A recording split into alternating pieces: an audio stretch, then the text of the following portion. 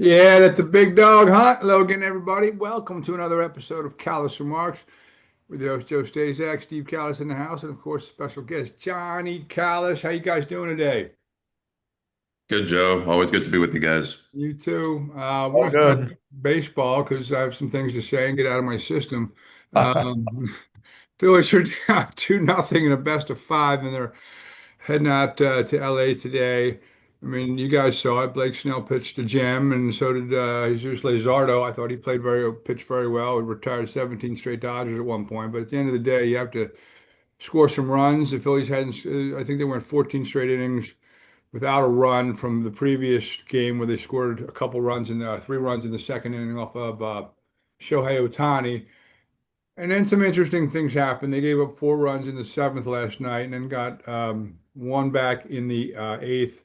And they almost got to the Dodgers bullpen, which is bad. But a couple things happened, and I want to get your take on it because Castellanos um, doubled and barely got to second base. I mean, he's getting run out of town if he's out there, but he got there. It was safe. He was safe. And then they tried to bunt him over, and the Dodgers kind of used the wheel play. And but is it me or should Stott not bunt down the first base side there? No, he should bunt down the first base side. So whose fault is that?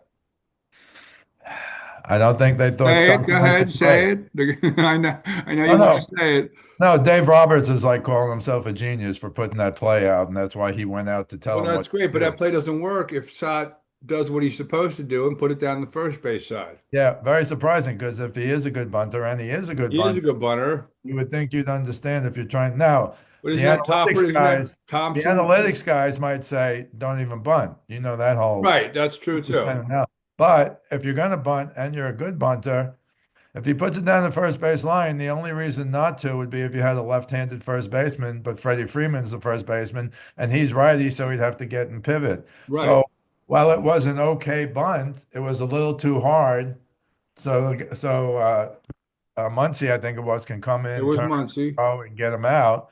And it was interesting. The slide at third, by the way, was that legal? Can you run into Mookie Betts like they did at third? Like the old days, you're trying to kick it out of his glove or something? I don't know. I didn't hear a word about that. But you're right. He should, if you're going to try and get a guy to third, usually, especially if there's no lefty first baseman, you bunt down the first base line. And here's the other thing that after the game, I mean, Castellanos can't run real well, so why not pinch run for him, especially if you need to get. And Topper said we're playing for the tie there at home because he liked his bullpen against the Dodgers bullpen. But he says because we need someone if Bader comes up later and gets a hit because Bader has the pulled hamstring. Well, you don't even know if Bader's going to get a hit at that point, and you're worried about a couple down the line when this is the most important run. It's the tying run. This extends the ball game. To me, that didn't matter. I know what he's thinking in a perfect situation. Yeah, you want to save him, and then Bader gets a hit, and they need to pinch run for him, but they don't have enough guys to pinch run, or at least to pinch run for Castellanos there. If he's the most important run, Johnny, what did you think about that? No, yeah, I mean you can't be playing the what if game when you're not, when you're not at least tied already. So Right. yeah, I'm with you guys. The butt needs to go down the first base line. And I will say though, I was at my watching the game at my bowling league with a lifelong diehard Dodgers fan, and it was 4-0 going into the ninth, and he was having a heart attack, and I was like, Mike, you guys are looking pretty good, but I see why the Dodgers bullpen is horrible. You have to give though this and I should know his name, I'm sorry, but this Japanese pitcher a lot of credit for coming in for the final out. I think he's a starter and he had a little bit of like nerves issue earlier in the season, but now he's come in a couple games and really gotten the save and got obviously a big out against Turner. But no, absolutely, Joe. And the question of bunting versus not bunting, I'm generally a little bit more old school, thanks to my old man or thanks to Steve. And I'm a big believer in the bunt, but when you square around a couple of times, the guys are charging. It needs to at least go down the first baseline, or you also look, it's runner on second, no out. You roll over and ground out to second. That kind of gets the job done as well. So And he's a pull hitter, so take your shot if you if the Again, I don't like just giving up and out there because I think you can get him over to third or take a chance with a hit. But I just thought that the way they did it, I know Dave Roberts tried to say, well, we disguised it. We disguised the cycle, this the circle play, and he did come. Muncy came hard and nice job. But again, that's to me, that's baseball down the first base side, not third base if you're trying to get in. And don't worry about down the line. It's like, it's like the suicide pool, waiting to pick, like the Eagles 4 weeks down the road when you might, you need a winner today. You have to get that tying run in, and it just didn't happen because I thought just things got screwed up. I mean, to give the Dodgers, I mean, Dodgers made the plays. They made very good plays, and Freddie Freeman, the scoop on the last out. I mean, that could have been disastrous if that ball gets past Freeman because it looked like Yeah. Steve Sachs there with the yips at second base, throwing that ball. And of course, the batting king of the National League comes up with an opportunity. Who, by the way, earlier in the game, if he makes a better throw to home, that inning doesn't have that disastrous inning. He made Ray Muto. You Yep. saw that it was a bang bang play, and the Dodgers came home on a ground ball to Turner, threw it wide, a little bit wide. If it's an easy pitch and catch throw, that's an out, and it cuts down that inning.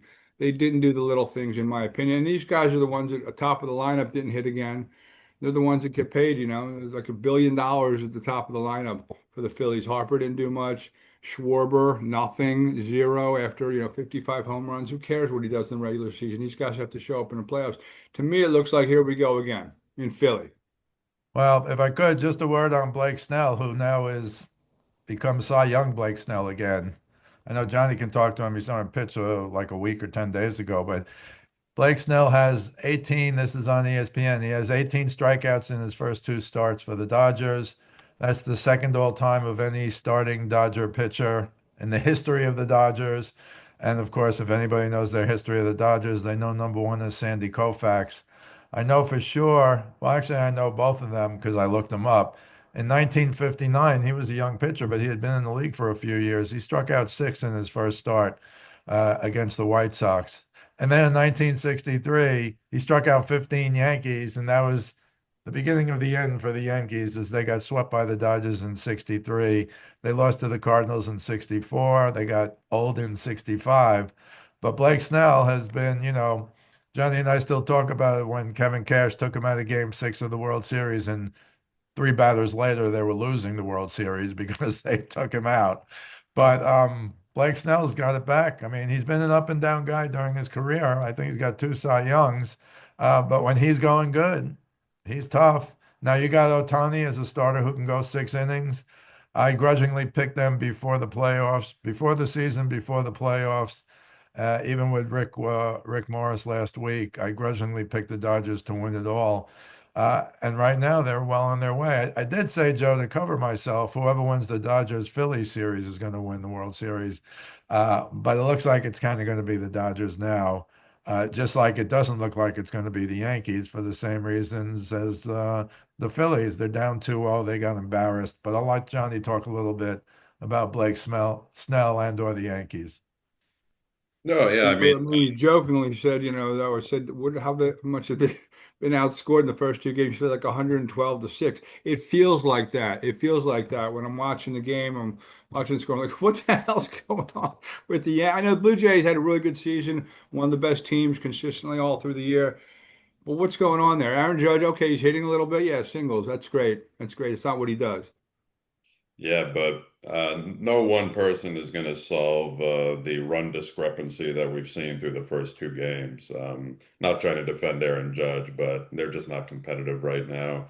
It's just bizarre watching the Yankees, man. I mean, they've become a team that perennially makes the playoffs and then really don't compete too well in the playoffs. I know they made the series last year, but you gotta this brings into questions. Look, I know the series isn't over, and they're going back to I believe they're going back to New York now. Uh, Yep. but this does bring in the question about, Aaron Boone, the direction they're kind of heading.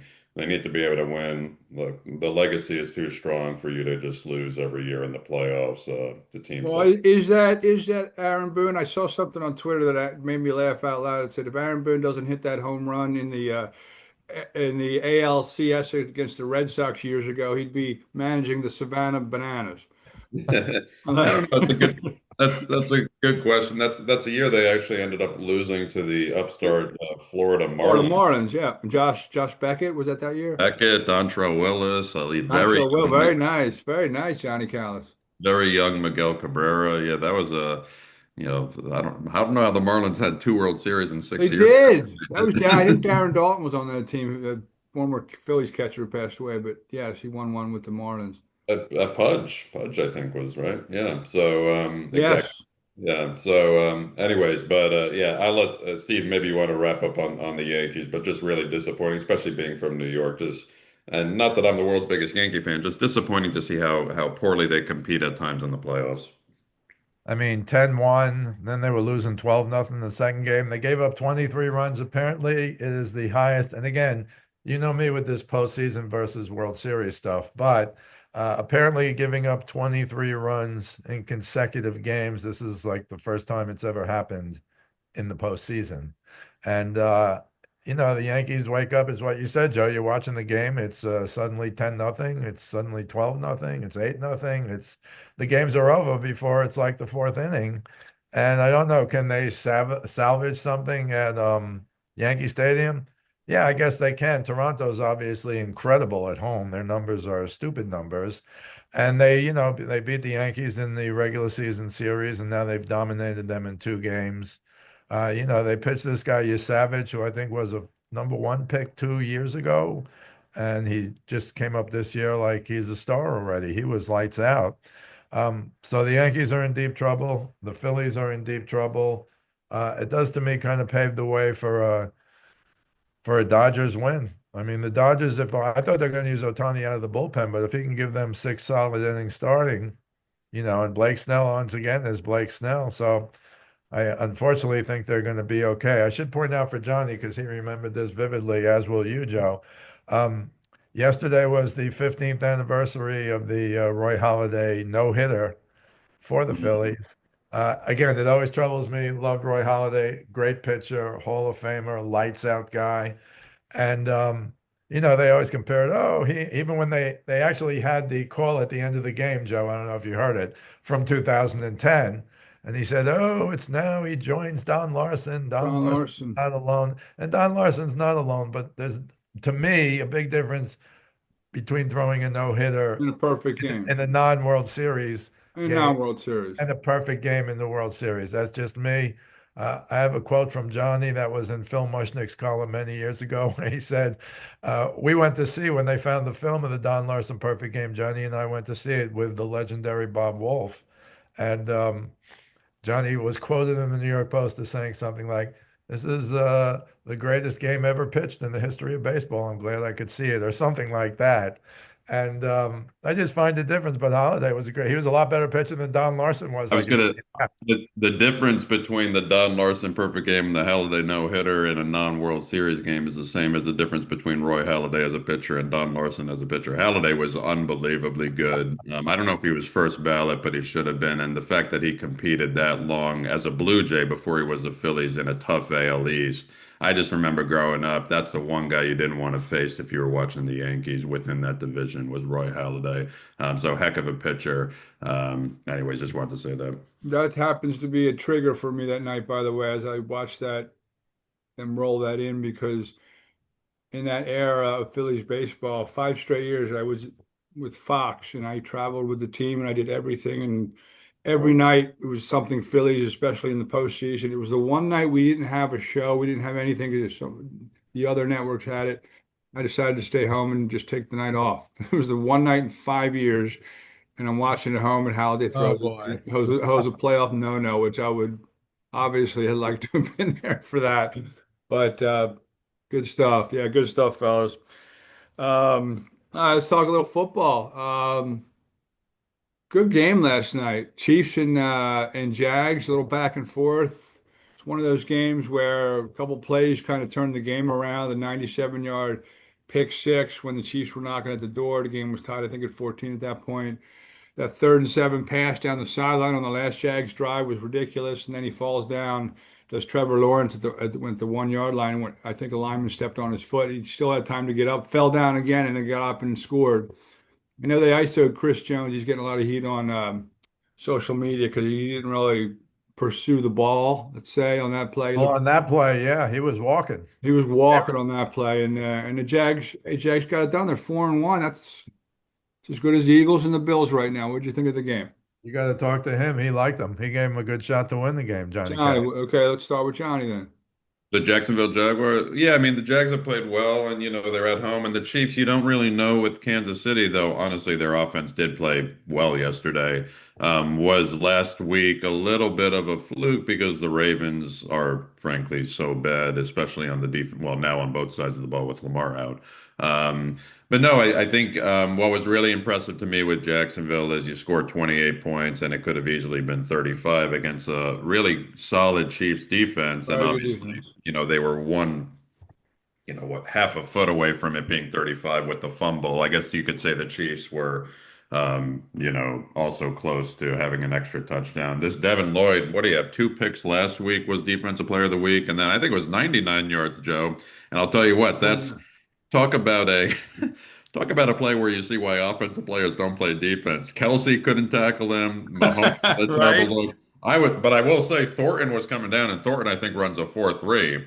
He's coming down, and I thought he was going to strip him because oftentimes you see that defensive players with the ball, they don't Boom, know. he's coming from behind him. Yep.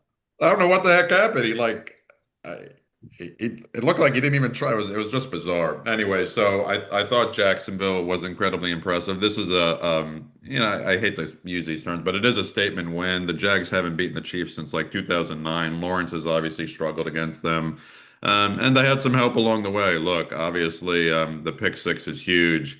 But also, you're falling down. I thought he was about to throw the ball from his butt, and I thought he was going to turn the ball over, but he ended up getting up. A little bit lucky. I think McDuffie was on like a blitz and ran into somebody as he was trailing him, and then he was able to score the touchdown. Uh, Go if ahead. I could just say, one of the biggest plays that now has been lost is Butker made that terrible kick off the field. So they started at the 40. They had to score a touchdown. If you can start them at the 20 or 25 or even the 30, that's a big difference. And then you're right, Joe, that 3rd and 7 play was just unbelievable.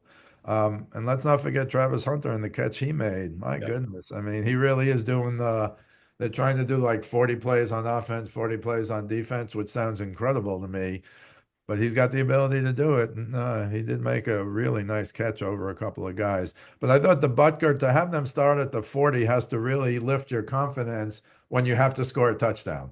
He struggled this year with missed kicks, and he doesn't look like the same Harrison Butker. But you're right, Steve. Starting there is a lot different than starting at the 20-yard line. So, hey, hats off to the Jacksonville Jaguars. Eagles, first team, well, they were one of the last teams to be undefeated. Them and the Bills heading into Sunday, and they had a 14-point lead in the fourth quarter. And I don't care how many times Saquon Barkley touched the ball or who overthrew who or what. You shouldn't blow a 14-point lead in the fourth quarter of a football game. Eagles did it. Five pre-snap penalties. Saquon, the motion play that nullified a bomb to Devontae, two bombs to Devontae, which could have put the Eagles in a position to at least kick a field goal to take the lead there, but they just shot themselves in the foot left and right. Even though Denver had over 100 yards in penalties, the Eagles, the untimely penalties they had, they don't look balanced. They threw the ball out 38 times. I think only one time last year did Jalen Hurts throw the ball more than that. Saquon ran it 6 times. They ran the ball twice in the second half, but they can't run the ball. I mean, you can say, well, they should run the ball. That's great. They can't run the ball this year for some reason. I know the offense. I think they missed Mekhi Becton big time, who's out in San Diego now. I think they underestimated that right guard position. And Landon Dickerson left the game. He got his ankle rolled up on. He had the meniscus tear in camp, and he hasn't been right. And Lane Johnson's been dealing with some issues. And the offense, it starts with the offensive line, and they're just not.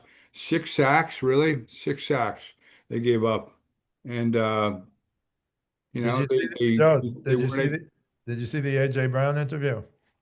Which one? I saw plenty of AJ They Brown. asked him what was the difference in this game, and he said, "We lost." Yeah, right. That they've been getting away with things. They've been finding ways to win, and this one kind of caught up with them. Well, I think they were Chiefs like. I mean, Johnny and I, as you know, we like the Broncos. They had a really good defense. Nick seems to be, I'm not saying he's got the big plus so far, but this was a big game and a big win for him. But the Eagles reminded us a little. We were saying the same thing every week. It's kind of like the Chiefs of last year, where they were just kind of winning. They found a way to win. They found a way to win. And frankly, this time they found a way to lose. I think I read it to Johnny. The when the Broncos are down 14, I think it was on the road now, Johnny. When the Broncos are down 14 in the fourth quarter on the road, they were 1-112. Now they're 2-112. Correct. So you got to give them credit, but this really between last night and the Eagles, and I'm sure we'll get into that big Patriots win. Uh, who's the real dominant team now? There is none. I mean, the Chargers have fallen off a cliff, two losses in a row. So I don't know who else. Everybody said Buffalo, Buffalo, Buffalo, and then what happens? I know we get into that game with Johnny, but there doesn't seem to be a standout. I'm not saying I often call the NFL the MFL, the mediocre football league. They want everybody to be, 8-8 or 8-9 and 9-8 nowadays. And not that that's going this way after this week, but it's the Joe Staszak on any given Sunday, any of these teams can get beat, and we certainly saw that this past week. Johnny, I actually thought the Patriots could as well win in Buffalo on that Sunday night. Especially you pointed out last week very astutely the Buffalo, the wins that they've had. They beat the Saints, they beat like Conestoga High, they beat like no one. In the four games, and New England came off of a pummeling of Carolina.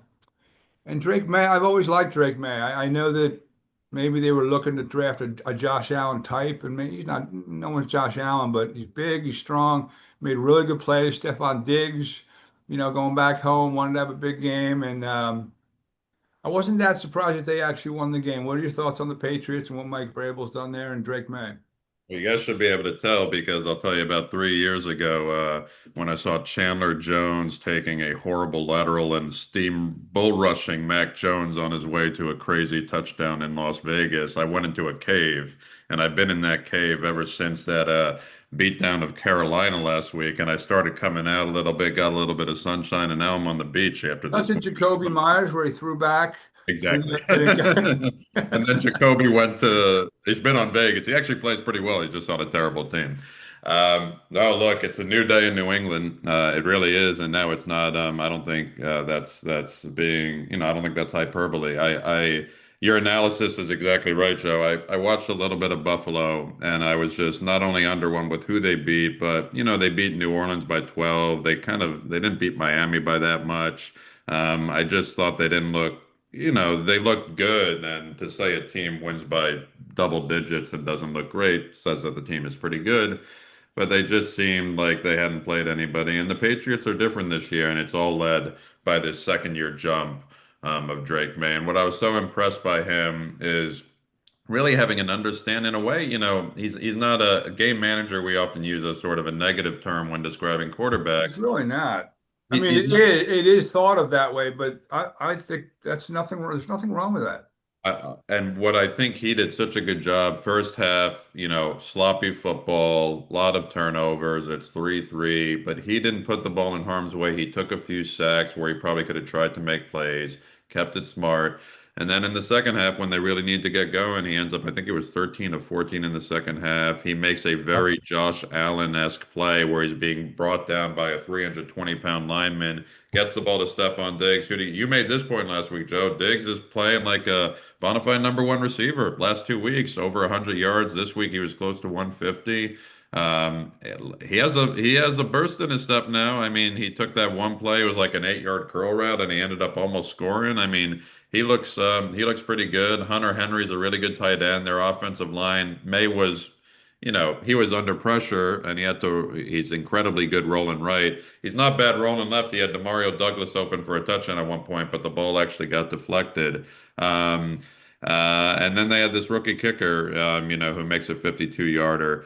And then on the defensive side of the ball, they're good. The only complaint I have is these stupid penalties. They're still being penalized way too much, and it almost cost them in this one. They benefited from the fact, I think the Bills, it was their first time. This is an incredible stat. In 27 games, they lost the turnover battle. I mean, they won the turnover battle That's 27 straight amazing. games. That's pretty amazing. Or they didn't lose the turnover battle in Right. 27 straight games. So obviously, was that a little bit of fluke? I don't know, but Marcus Jones made a great play in the red zone, stepping in front of that Josh Allen pass in order to get an interception. So overall, it was the sort of perfect game for New England. I was not at all shocked. I was at best mildly surprised, though it was a good value pick to take the Pats over the Bills in Buffalo. And I talked about that AFC East schedule that the Buffaloes benefited from. Now New England's about to benefit from it. They have some easy games on their horizon, and this now you can really say is a team that this sounds a bit much, but I think in a 17 playoff format with their schedule, that should make the playoffs, and that's a long cry from where we were a couple weeks ago when they were turning the ball over 5 times. So great win by New England. That was a great win by New England. Last game I think I want to talk about because I think this is interesting. I don't think they're a Super Bowl team, but I think Baker Mayfield's having a year and talk about MVP. I don't really care about individual awards. I think Dak Prescott's having a phenomenal year as an individual. You know, he has no defense, but he looks like a different guy. And without his main guy, CeeDee Lamb, at his disposal. But the Bucks go into Seattle, and Sam Darnold's having a nice year up there as well with that move that he went to from Minnesota to Seattle. Bucks go in and win a road game. They're 4-1 as well. They're right there in terms of their record with the Bills and the Eagles. I think this Ibuka is the rookie of the year already. He's been great. 7 receptions, 163 yards, touchdown. He's a big danger. And Baker is Baker. Last week he did played great and then threw that Yeah, he has one interception. of those once in a while. But that's what happens with Baker once in a while. Uh, and not to be confused with Geno. I know we're going off on other games, but Geno Smith now leads the league in interceptions, and he's got a big problem. But Seattle did well getting Darnold. I think they're going to be okay. They're 3-2. The Bucks are 4-1, but Seattle's really good. But the Bucks, I mean, it's like every week. It's every week the last minute. It's got to be some kind of record. I didn't see any stats, but is that 4 wins in a row in the last minute? I think it is. Last So seconds. yeah, I haven't seen the whatever, but the Bucks are for real. Do I think they're Super Bowl material? I'll tell you what, now after watching these games this last 2 weekends, you're like, well, who's the lock? Right. There is no lock. The Ravens are probably done. I mean, the Ravens got slaughtered. And I don't know who the best teams are. We had the Bills until the Patriots beat them. It's a They week to might week proposition. Yeah. I mean, Johnny, who would you pick? Because, I mean, the Lions go into Cincinnati again, Cincinnati, which without Joe Burrow, but the Lions, since that clunker they laid in the opener against Green Bay, to me, they look like the most buttoned up, complete team. Yeah, I think my only complaint I said last week with the Bucks because Baker, he's an incredibly clutch quarterback, but it's hard to imagine him having 3, 4 games in a row in the playoffs without doing something stupid when it matters the most. So that's my, we'll see if maybe he'll prove me and some of the critics wrong. I think you got to like Detroit right now, but it does seem to fluctuate week to week. This is the big test. If they go into Arrowhead, and win pretty convincingly, then I think they're going to be obviously far and away the best team in football. But that's a big if. So that's I think Sunday night this week. But if you ask me to pick a team right now, I would say Detroit, and I'd still stay with my sleeper team. I think Denver's an interesting pick. I know they look like they were about to get blown out by Philly there for a little bit, but they ended up having an incredible comeback, and they have the makings for, I think, a successful January football team. We're still a long ways from January. Yes, we are. Well, fellas, we appreciate it. We'll catch you guys in a few days to preview week 7 of the NFL and talk a little bit more baseball. You can catch Steve Stuff on his daily Facebook forum page, Speaking of Sports, with Steve Kallas. And you can find me on Twitter at Joe Staszak 975, on Instagram at Joe Staszak 4799. Johnny, we appreciate it as always, fellas. Have a great week, and we'll talk to you in a few days.